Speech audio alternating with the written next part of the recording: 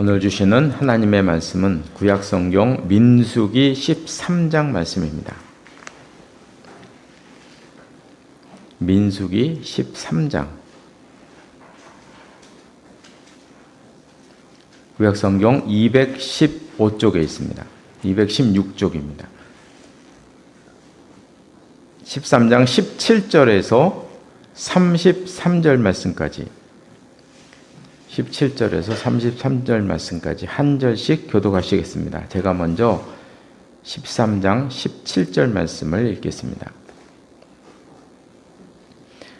모세가 가나안 땅을 정탐하러 그들을 보내며 이르되 너희는 네겝 길로 행하여 산지로 올라가서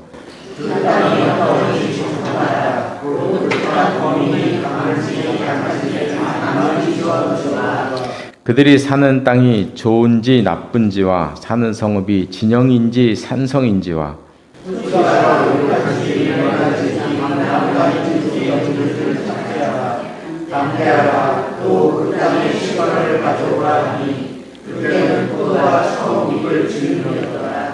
이에 그들이 올라가서 땅을 정탐하되 신 광야에서부터 하마덕이 르홉에 이르렀고 또 네겝으로 올라가서 헤브론에 이르렀으니 헤브론은 애굽 수완보다 10년 전에 세운 곳이라. 그곳에 아낙자손 자이만과 세세와 갈대가 있었더라. 또 에스골 골짜기에 이르러 거기서 포도송이가 달린 가지를 베어 둘이 막대기에 꿰어 매고 또 송이와 무화과를 따니라.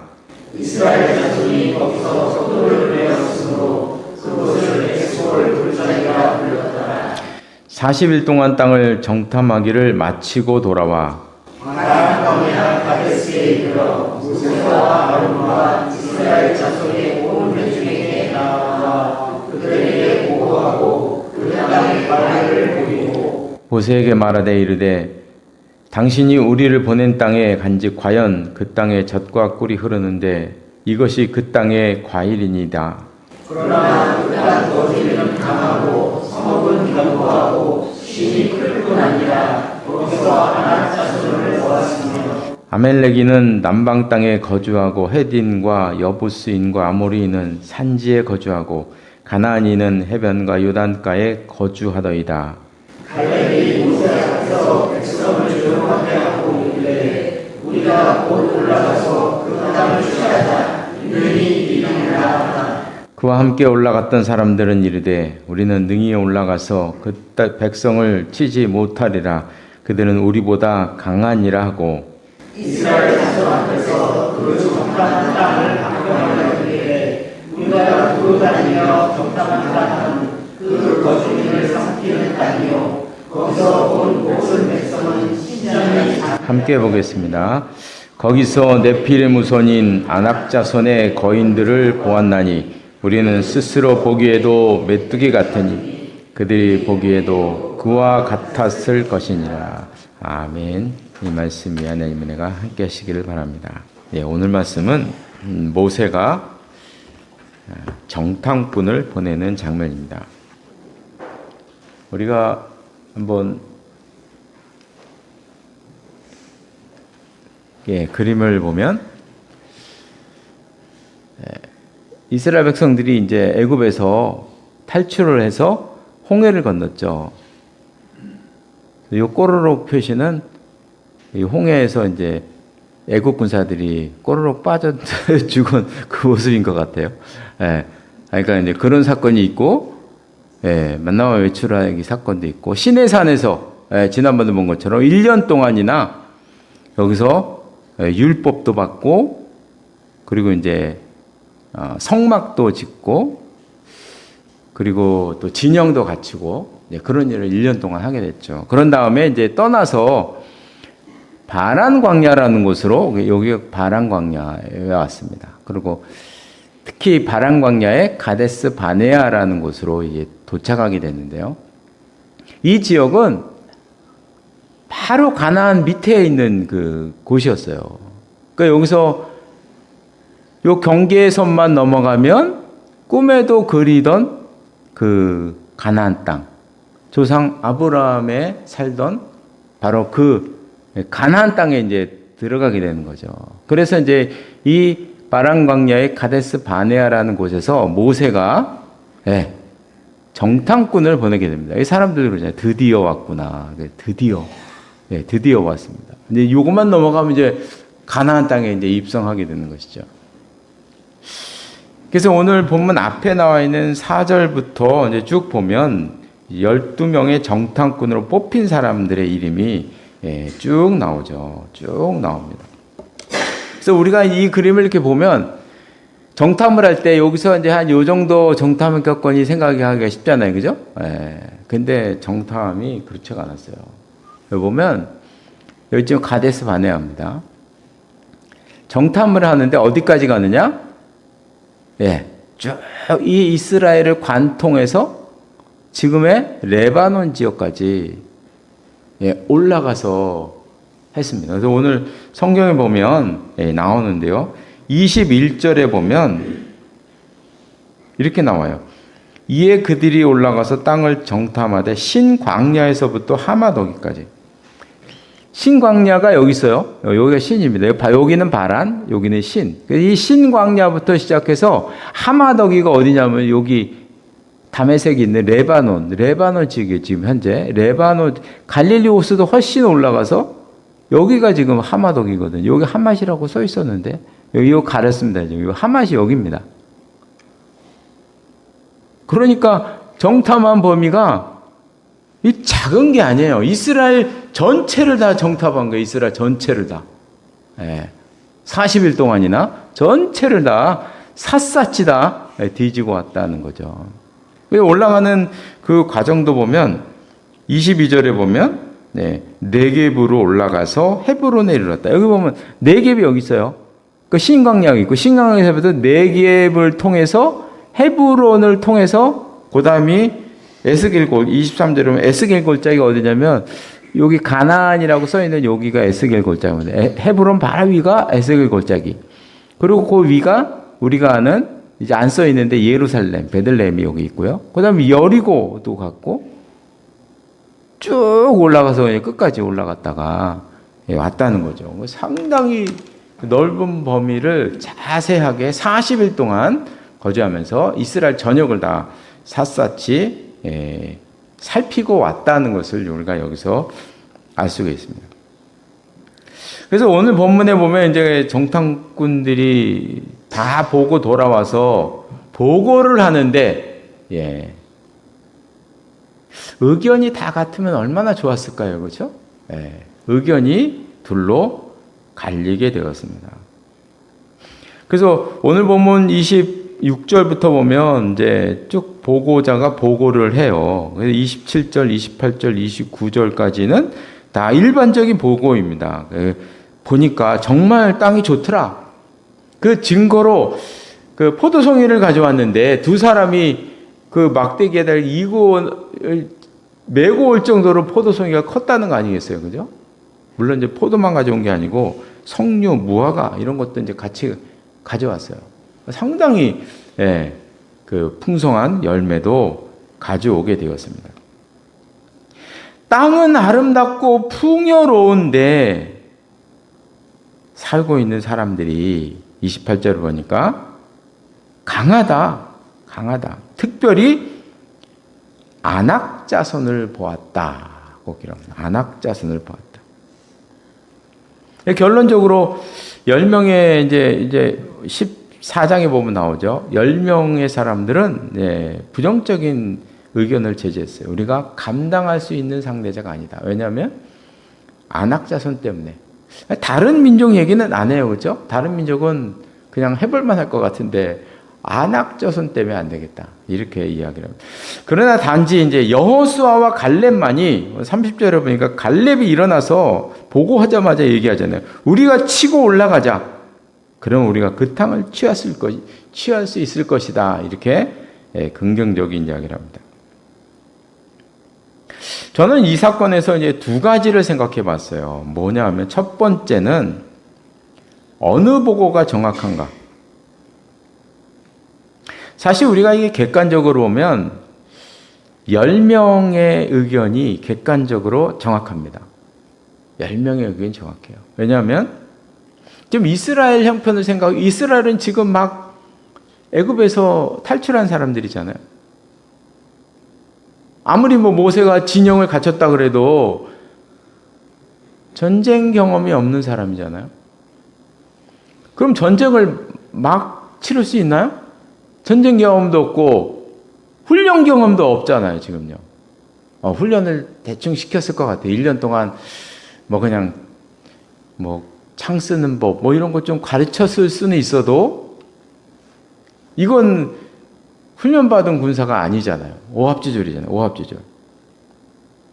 그러나 상대는 아낙 자손이었는데, 이 아낙 자손은 거인 민족으로 알려져 있고요. 그 뒤에 나와요. 33절에 보면 이런 말씀이 나와요. 이 사람들이 뭐라고 얘기하냐면, 아낙 자손을 얘기할 때 네피림의 후손인 아낙 자손의 거인을 내가 보았습니다.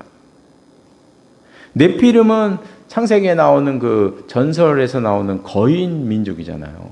거인이거든요. 그러니까 이 아낙 자손은 그들이 봤을 때 네피림의 후손이라는 거예요. 네피림의 후손. 그만큼 장대하다는 거죠. 그래서 아마도 이 아낙 자손은 그저 우리가 예상하기로는 골리앗 정도의 거구였을 것이다. 이렇게 예상을 하고 있죠. 그럼 한번 우리가 생각을 해보시면, 이 사울 때는 이스라엘 전체가 골리앗 한 사람 때문에 벌벌 떨었는데, 지금 이 헤브론이라는 땅에는 이 골리앗 같은 사람들이 한 무더기로 있는 거예요. 한 무더기로. 한 사람이 아니고 한 무더기로 있는 거예요. 그러니까 10명의 사람들이 아낙 자손을 보고 얼마나 긴장을 했겠습니까? 게다가 28절에 보면 성읍도 견고하고 심히 컸다. 이 지역이 헤브론의 이 지역은요, 헤브론에 지금 아낙 자손이 살고 있는데요, 헤브론의 이 지역은 산악지대입니다. 산악지대. 그래서 헤브론부터 시작해서 예루살렘까지가 이 다 산악지대거든요. 그냥 다윗이 여기가 예루살렘을 도읍으로 정한 이유는 산악지대이기 때문에, 이 견고한 산지이기 때문에 도읍을 정한 것이거든요. 그러니까 헤브론부터 이게 아주 거친 산지란 말이죠. 요새. 거기다가 성읍도 튼튼하게 높게 지은 거예요. 그러니까 이들의 입장에서 봤을 때 이거는 상대가 될 수가 없는 거죠. 이들에 비해서 이 이스라엘은 너무나 보잘것이 없는데, 33절 끝에 보니까 우리는 스스로 보기에도 메뚜기 같았습니다. 그들이 보기에도 그와 같았을 것입니다. 한번 골리앗 같은 아낙 자손들이 무더기로 있는데 그 사람들이 이스라엘 사람들을 봤다고 생각해 보십시오. 그 메뚜기 같지 않았을까요? 지금 이 보고가 사실 정확한 보고입니다. 정확한 거예요. 반면에 여호수아와 갈렙의 이야기는 어떻게 보면 뜬구름 잡는 내용일 수도 있어요. 오늘 30절에 갈렙이 이야기했잖아요. 능히 취할 것이다. 14장 6절 위에 보면 여호수아도 막 이야기를 하는 거예요. 여기는 아름다운 땅이다. 8절에 보니까 우리에게 주시리라. 그러면서 9절 중간에 보면 이런 얘기 나와요. 그들은 우리의 먹이라. 그들은 우리의 먹이다. 우리의 밥이다. 어떻게 보면 이 말은 어떻게 보면 이건 좀 뜬구름 잡는 이야기일 수도 있고요. 이 무책임한 얘기일 수도 있어요. 세상에 지금 상대는 아낙 자손인데 아낙 자손을 앞에 두고 그들은 우리의 먹이다 이렇게 얘기를 하는 거잖아요. 여호수아가. 이게 무책임한 얘기일 수도 있는 거예요. 올라가서 만약에 패하면 이거는 치명적인 상처를 입는 것이거든요. 그래서 이 이야기를 들은 이스라엘 군중들은 일어나서 막 이 두 사람을 돌로 쳐 죽이려고 일어나게 된 것을 볼 수가 있습니다. 그런데 우리 하나님께서는 이 두 종류의 보고에서 하나님께서는 여호수아와 갈렙의 손을 들어주셨다는 거죠. 그럼 도대체 왜 그러셨는가? 이 10명의 보고에는 한 가지 빠진 게 있었습니다. 하나님의 자리가 없었다는 거죠. 이들이 보고의 내용을 샅샅이 뒤져보세요. 샅샅이 뒤져보세요. 하나님이란 말이 있는가? 네. 그런 말이 없어요. 하나님의 자리가 없었습니다. 지금까지 이스라엘이 애굽에서 나오고 광야에서 여러 가지 힘든 일을 극복한 것 다 모두 하나님께서 함께 하셨기 때문에 10가지 재앙을 통과해 가면서 홍해도 건너가면서 만나와 메추라기를 먹어가면서 지금까지 왔는데 이들의 보고에는 그 하나님의 자리가 없었다는 것입니다. 그래서 이들은 모두 자기들이 눈으로 본 것만 이야기를 했기 때문에 보고는 정확했으나 하나님 보시기에 그 보고는 부족한 면이 있었다는 거죠. 우리는 이 사건을 통해서 믿음이 무엇인가를 좀 생각해 볼 수가 있는데요. 믿음은 무엇인가? 믿음은 우리의 삶과 우리의 생각 속에 하나님의 자리를 마련하는 것. 간단히 말하면 그런 것입니다. 우리의 삶과 우리의 생각 속에 하나님의 자리를 이렇게 빈 의자를 만들어 놓는 것. 네, 이것이 믿음인 것입니다. 그래서 우리가 무엇인가를 결정할 때나 혹시 앞이 깜깜할 때 하나님께서 계시기에 어딘가에 길이 있을 것이다는 이런 기대감과 소망을 갖는 것. 이것이 믿음이죠, 사실. 믿음 있는 자의 마땅한 일일 것입니다. 제가 두 번째로 이제 오늘 본문에서 생각한 것은 왜 모세는 정탐꾼을 보냈을까 하는 것입니다. 우리는 이제 성경의 인물을 보면 성경의 인물들이 한 행동을 보면 위대한 인물들을 보면 그들이 행한 것은 다 옳다는 전제를 가지고 봐요. 그렇기 때문에 못 보는 게 너무 많아요. 제가 볼 때는요. 이걸 좀 의문을 제기할 필요가 있어요. 왜 정탐꾼을 보냈을까? 가나안 땅은 약속의 땅입니다. 하나님께서 그 땅을 주셨다는 이 말씀을 그 땅이 자기네 땅이라는 이 말씀을 오래전부터 여러 번 확인하고 말씀을 하셨죠. 하나님께서 저 땅은 너희 땅이다. 내가 너희에게 주신 너희 조상의 땅이다. 하나님이 말씀하셨으면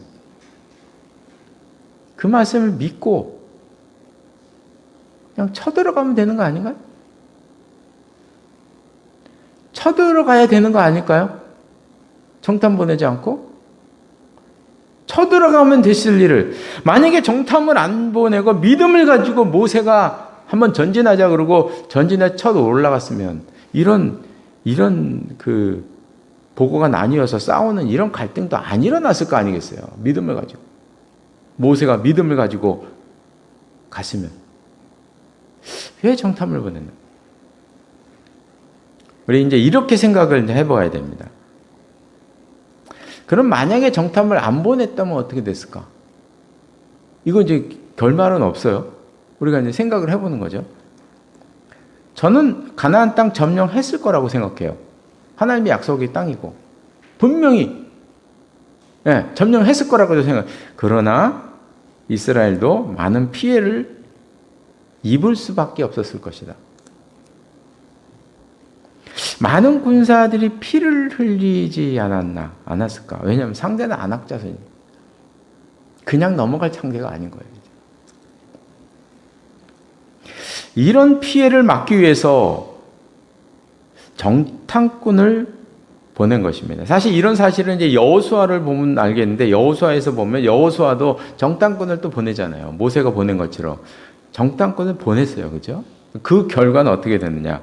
피를 흘리지 않고 여리고에서 승리를 했던 것입니다. 그래서 이 정탐꾼을 보내는 것이 믿음 있는 것이고 지혜로운 것입니다. 가끔 우리가 예전에 이런 경우를 가끔 이제 만나봤잖아요. 어디를 가야 되는데 비가 안 올 줄로 믿고 비 안 올 때 프로그램만을 준비해 가면서 열심히 기도회를 하잖아요. 하나님, 비가 오지 않게 해주십시오. 그렇게 이제 기도를 하잖아요. 그죠? 사실 요거는 이제 어렸을 때 얘기인데 어리석은 것이죠. 왜냐하면 우천시 프로그램 하나 준비해 가면 될 거 가지고 뭘 이렇게 밤새 가며 기도를 하느냐는 거예요.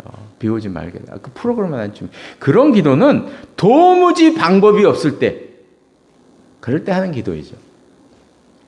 다른 방법이 있는데 이런 기도를 한다면 둘 중에 하나입니다. 게으르거나 하나님을 시험하는 것이 되는 것입니다. 저는 가끔 이런 질문을 받습니다. 가끔 받아요. 제가 작년에도 한 번 받았어요. 심심치 않게 받은 내용이에요. 목사님, 믿는 사람이 통장을 가지고 있는 게 믿음 있는 것입니까? 딱 물어보는. 저는 이런 질문 여러 번 받아봤어요, 여러분. 이런 이야기 하는 분들이 가끔 있거든요. 자기는 평생 통장 하나 안 가지고 살았는데 지금까지 하나님께서 지켜주셔서 지금까지 살아왔습니다. 부족함 없이 살아왔습니다. 이런 이야기하는 분들이 주위에 많이 있어요, 의외로. 자기는 병원이라는 곳은 한 번도 안 가보고 건강검진이라는 것은 한 번도 안 했는데 지금까지 자기는 건강하게 이렇게 하나님이 함께 하셔서 살고 있습니다. 이런 얘기를 심심치 않게 얘기를 합니다. 그럼 이제 누군가가 나와서 만약에 부흥 집회나 무슨 어느 집회를 했는데 강사 목사님이 이런 얘기를 했다고 생각해 보세요. 나는 평생 통장 하나 안 가졌다. 나는 평생 병원이라는 곳은 가보지도 않았는데 건강해서 이렇게 얘기하면 듣는 사람 중에 통장 갖고 있는 사람은요, 믿음이 없는 사람이 되는 거예요. 졸지에. 병원을 자주 가는 사람들은요, 그 얘기를 듣는 순간 죄책감을 싹 갖는 거예요. 내가 믿음이 없나? 그러면 그 말에 의하면 하나님의 뜻은 은행 문은 닫고 보험회사 문 닫고 병원 문 닫는 게 하나님의 뜻인가요? 그렇다는 얘기인가요, 지금? 우리가 신앙생활 특히 하다 보면 일반화의 오류에 빠질 때가 많아요. 일반화의 오류. 많이 들어보셨? 네. 이 코끼리. 너무나 잘 알죠? 사람의 눈을 가리고 코끼리를, 뭔가를 안 알려주고, 이게 뭔가를, 코끼리가 어떻게 생겼나? 알아보는 거죠. 여기에 상아를 만진 사람들은 코끼리가 어떻다고 생각하겠어요? 뾰족한 뿔처럼 생겼어요. 딱딱한 뿔처럼 생겼습니다. 코끼리 이렇게 얘기하겠죠. 코를 만진 사람은 물컹물컹 하면서 긴 코끼리는 이렇게 생겼습니다. 이렇게 얘기하겠죠. 그리고 이 판을, 몸통을 만진 사람은 코끼리는 이렇게 널쩍하게, 평평하게 이렇게 생겼다고 얘기하겠죠. 꼬리를 만든 사람은 코끼리는 이렇게 만졌다고 생각을 하겠죠. 이게 일반화에 오릅니다. 자기가 경험한 것으로 이 전체를 일반화시켜버리는, 코끼리는 이렇다. 이런 게 일반화에 오릅니다. 우리가 신앙생활하면서 일반화의 오류를 너무나 많이 겪습니다. 내가 어떤 경험을 해요. 이 경험을 했다고 생각해보세요. 그러면 쉽게 이런 얘기를 합니다. 하나님의 뜻은 상아처럼 생겼습니다. 이렇게 얘기를 해요. 쉽게 얘기를 해요. 하나님의 뜻은 상아더라. 하나님의 뜻은 꼬리더라. 하나님의 뜻은 이 넓적한 판처럼 생겼더라. 이렇게 오류를 범하더라는 거예요. 자기가 경험했던 것을 일반화시켜서 다른 사람들도 경험해야 되는 것처럼 얘기를 합니다. 가장 일반화의 오류를 많이 겪는 게 간증입니다. 간증이에요, 간증. 그래서 우리는 간증을 조심하셔야 됩니다. 내가 간증하는 것도 조심하고요. 간증을 듣는 것도 조심하셔야 돼요. 제가 볼 때는 간증이 너무 이렇게 부풀려져 가지고 자기가 경험한 조그만 뒷거리만큼 경험한 걸 가지고 아까 저기는 통장 하나 안 가지고 사는데 하나님 지켜야 하나님의 뜻은 통장 안 갖고 사는 것이다. 이렇게 일반화를 시켜버리는 이런 잘못을 경험할 때가 참으로 많다는 것입니다.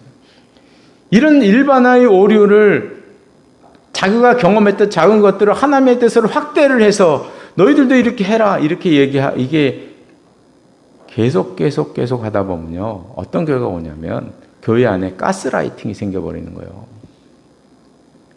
앞에서 말하는 사람이 가스라이팅을 하는 거예요. 넘어가는 거예요 다. 이단이 괜히 생기는 것이 아니라는 거죠. 이단이. 교회도 그럴 수가 있습니다. 교회도 집단적으로 가스라이팅을 당할 수가 있다는 거예요. 설교 하나로, 간증 하나로. 얼마나 무섭나요? 네, 무서운 것이죠. 그래서 우리가 항상 이런 것을 볼 때는 일반화시키면 안 됩니다. 절대로 일반화시키면 안 되고요. 하나님의 뜻을 붙이면 안 됩니다. 하나님께서 나에게 주신 나만의 은혜라고 얘기해야죠.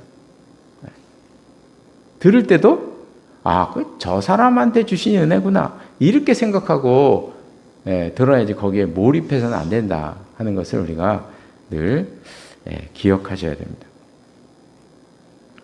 이제 말씀을 마치겠습니다. 오늘 말씀에서 같은 사건인데 제가 두 가지 면을 보았습니다. 먼저 여호수아와 갈렙의 모습을 보았는데 아낙 자손이 아무리 강하더라도 우리에게는 하나님이 계시니 해볼만 하다. 하나님께서 우리와 함께 하시니 저 땅은 우리 땅이다. 그러면 우리는 올라가자. 우리가 이길 것이다. 믿음을 보여주고 계십니다. 두 번째는 가나안을 앞두고 정탐꾼을 보낸 모세의 모습을 보았습니다. 가나안 땅은 약속의 땅인데 하나님이 함께 계심을 믿고 쳐들어가면 될 것을 왜 모세는 정탐꾼을 보냈는가? 근데 어떻게 보면 이 두 가지 내용이 상반돼요. 모세는 정탐꾼을 보냈어요. 믿고 쳐들어가지 않고. 근데 두 사람의 보고는 믿고 쳐들어가면 우리 것이다 이렇게 얘기를 했어요. 어떻게 보면 모세의 태도와 여호수아 갈렙의 태도가 이게 상반되는 듯한 느낌을 받아요. 완전히 결이 다르잖아요. 그죠? 모세는 조심스럽게 정탐꾼을 보냈는데 여호수아 갈렙은 그냥 쳐들어가자고 얘기를 하는 거잖아요. 그러면 여호수아 갈렙 같은 믿음을 처음부터 가졌다면 모세도 쳐들어가야 마땅한 거 아니겠나? 그죠? 쳐들어가야 마땅한 거예요. 이게 두 가지 모습이 한 사건에서 갈등을 일으킨다는 거죠. 그래서 저도 이 상반되는 이 두 가지의 모습으로 이건 좀 결이 다른데? 제가 볼 때는 이 모세의 모습과 이 두 사람의 모습이 결이 좀 다른데? 그래서 이제 이렇게 살펴보니까 이제 이 두 가지 모습을 이렇게 정리를 했습니다. 준비 단계에서는 모세와 같이 해야 합니다. 신중해야 되고요. 지혜로워야 합니다. 그것이 믿음 있는 자의 행동입니다. 모세는 가나안 땅이 약속의 땅인 것을 잘 알고 있었고요. 무조건 쳐들어가도 이긴다는 것도 잘 알고 있는 거죠. 모세도 모를 리가 없는 것이죠. 그러나 피를 덜 흘리기 위해서 그 상황을 아무것도 모르니까 쳐들어가면 시행착오를 많이 느끼지 않겠습니까? 그 땅에 가면 시행착오를 겪지 않기 위해서 정탐꾼을 보낸 것입니다. 그래서 우리가 준비 단계에서는 정탐꾼을 보내는 것이 믿음입니다. 우리의 삶 속에서 정탐꾼을 보내는 것이 믿음이라는 거죠.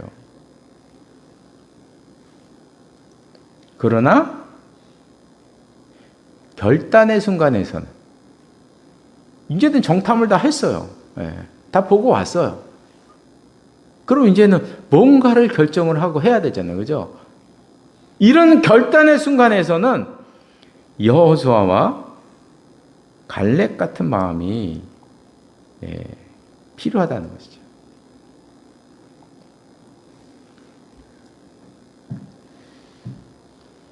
우리가 이제 살다 보면 막다른 길 앞에 설 때가 있지 않습니까? 네, 그럴 때는 이제 하나님께는 길이 있다는 것을 믿고 발을 내딛는 거죠. 내디뎌보는 거죠. 이런 결단, 믿음, 이때의 믿음인 것입니다. 그런데 우리는 매일 정탐꾼을 매일 보내고 매일 기도만 해. 네.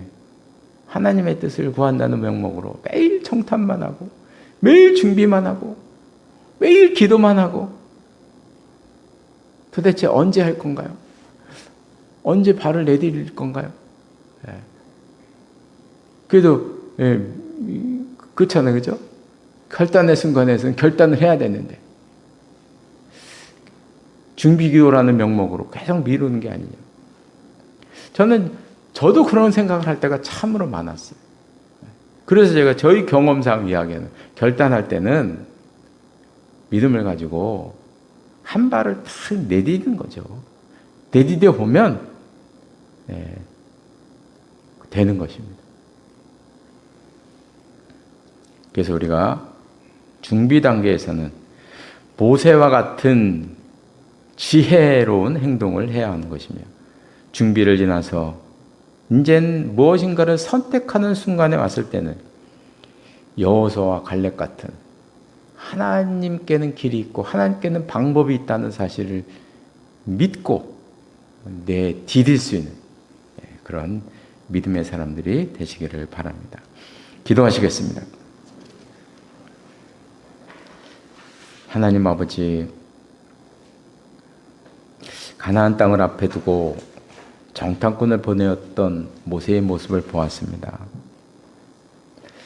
물론 쳐들어가도 이기겠지만 그러나 사정을 모르기에 많은 시행착오와 피해를 겪을 것이 분명하기에 그 땅의 지형은 어떻게 생겼는지 어떤 사람이 사는지 그것이 산지인지 평지인지 성이 있는지 없는지 그런 것을 보기 위해서 정탐꾼을 보냈던 것을 봅니다. 하나님 아버지, 저희들이 이 세상을 살아갈 때 이런 정탐꾼을 보내는 이런 지혜로움을 가질 수 있도록 인도하여 주시옵소서. 하나님이 내게 주신 지혜를 가지고 준비하며 살아가는 저희들의 삶이 될 수 있도록 늘 인도하여 주옵소서. 그러나 이제는 다 정탐하고 와서 결단을 내릴 때는 여호수아와 갈렙처럼 하나님이 나와 함께 하시기에 한 발을 내딛으면 이길 수 있다는 믿음을 가지고 그들이 말했던 것처럼 저희들의 삶에서도 어느 순간 결단의 순간에서는 우리가 믿음을 가지고 하나님을 기대하는 마음으로 한 걸음을 내디디며 믿음을 가지고 살아가는 저희들의 삶이 될 수 있도록 인도하여 주시옵소서. 예수님의 이름으로 기도드리옵나이다. 아멘.